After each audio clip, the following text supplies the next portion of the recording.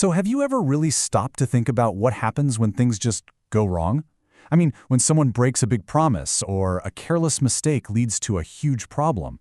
Well, the legal system has this fascinating toolkit designed to try and make things right. Let's dive in and see exactly how the law tries to fix a wrong. Right? This is the core question. It really gets to the heart of what our civil justice system is all about. Whether it's a contract that's been shattered or an accident that turns your life upside down, the law has to step in and somehow put a price tag on that harm. So what is the price? Let's figure it out. Okay, to make this all feel real, we're going to follow two different stories. Think of them as two separate worlds. Over on the left, you've got the world of contracts, a broken promise. Your wedding caterer just bailed on you. Then on the right, you've got the world of torts. That's just a legal term for a wrongful act. In this case, a car accident. These two scenarios are going to be our guides as we open up this legal toolkit. Now, the very first tool that the law almost always reaches for is money. We call this damages. And here's the absolute most important thing to get your head around. The goal here isn't to punish anyone. Not really. It's to compensate the person who was harmed. The big idea is to make you whole again. And this is the key term right here, compensatory damages. Honestly, you can think of it like a legal time machine.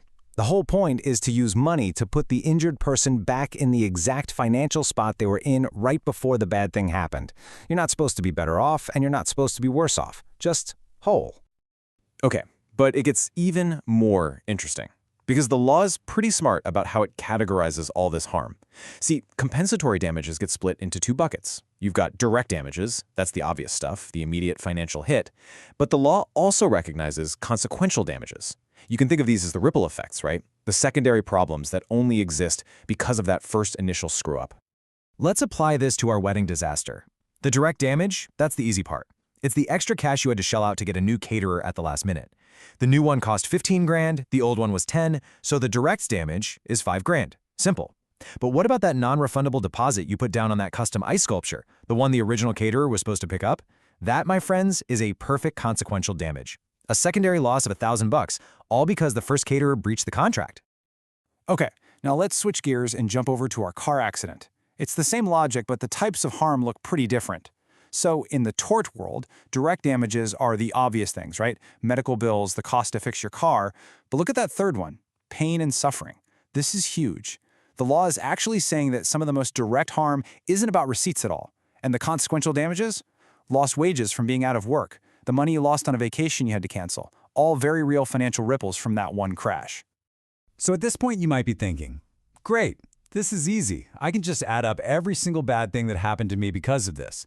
But, well, not so fast. The law is very careful to put some really important guardrails in place. And this idea of limits is perfectly captured in this super famous, really old English case called Hadley v. Baxendale. So here's the story. A mill owner's main crankshaft breaks, and his whole operation grinds to a halt. He hires a courier to take the shaft to get repaired, but the courier is late. The owner sues for all the profits he lost while his mill was shut down for those extra days. And the court said, no. Why? Because the courier had no idea. Nobody told him the entire mill's operation depended on that one delivery. So those massive lost profits, they just weren't a foreseeable result of a simple delay. And that's the key. You're only responsible for the damages you could have reasonably seen coming. And there's another crucial limit. The law says that if you're the one who was wronged, you can't just sit back and watch the damages pile up. You actually have a duty to mitigate. So in our wedding example, you can't just throw your hands up and say, well, the wedding's off. You have to make a reasonable effort to find another caterer. If you don't, a court can actually lower your damages by the amount you could have saved if you just tried. So you see how the law puts these limits on money damages? They have to be foreseeable, and you have to do your part to keep them from getting out of control. But all these rules, they kind of point to a bigger truth. Sometimes, money just isn't the right tool for the job. I mean, what happens when what you lost is just irreplaceable? I mean, really, think about it. Can a check for $10 million truly replace the Mona Lisa if it gets destroyed? Or can money force someone to sell you the one-of-a-kind house they promised you? The answer, a lot of the time, is just no. And when that's the case, the courts have to reach for something else in their toolkit. So let's go back to that toolkit idea. Legal remedies, like money damages, they're kind of the hammer in the toolkit. They're common, they're flexible, you use them all the time. But equitable remedies, these are like the specialized power tools. They don't give you money, They give you an action, a direct order from a court telling someone they have to do something or they have to stop doing something right now. And one of those really special tools is called specific performance. And it's pretty much exactly what it sounds like. The court orders the person who broke the contract to do the specific thing they promised to do. It's not about giving you a substitute. It's about forcing them to deliver the actual thing you were promised in the first place. So when does a court pull out this big gun? Well, it's saved for times when the thing in the contract is genuinely unique. You know, a rare piece of art, a one-of-a-kind classic car, a family heirloom. No amount of money is a fair substitute for those. And here's a really cool legal idea. The law says that every single piece of land on Earth is unique. No two are exactly alike. And that's why specific performance is actually pretty common in real estate deals that go bad. Okay, another one of these special tools is the injunction. If specific performance is the court saying, keep your promise, an injunction is the court basically yelling, do this, or probably more often, stop that. It's a direct, powerful command from a judge to control what someone is doing. And you basically get two flavors here. A prohibitory injunction is a big red stop sign. The classic example is a court ordering a factory to stop dumping toxic waste into a river. A mandatory injunction is a do-it order, like a court telling your neighbor they have to remove the fence they built 3 feet onto your land.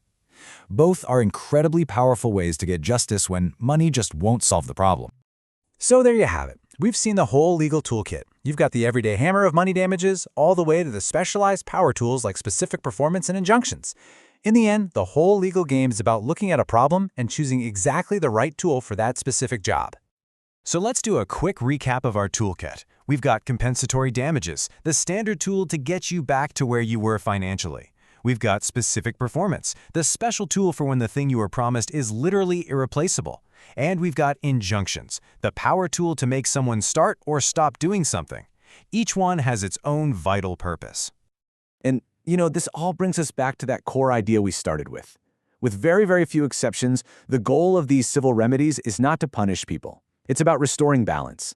It's about taking a messy, unfair situation and using these legal tools to get as close as we possibly can to a just outcome for the person who is harmed. But of course, this brings us full circle and leaves us with a pretty big, lingering question. Does making someone financially whole really fix the problem? Can a court order truly mend a broken trust or heal a serious injury? The law gives us a framework and a set of tools to aim for justice. But whether those tools can truly make us whole again, well, that's probably the ultimate question, isn't it?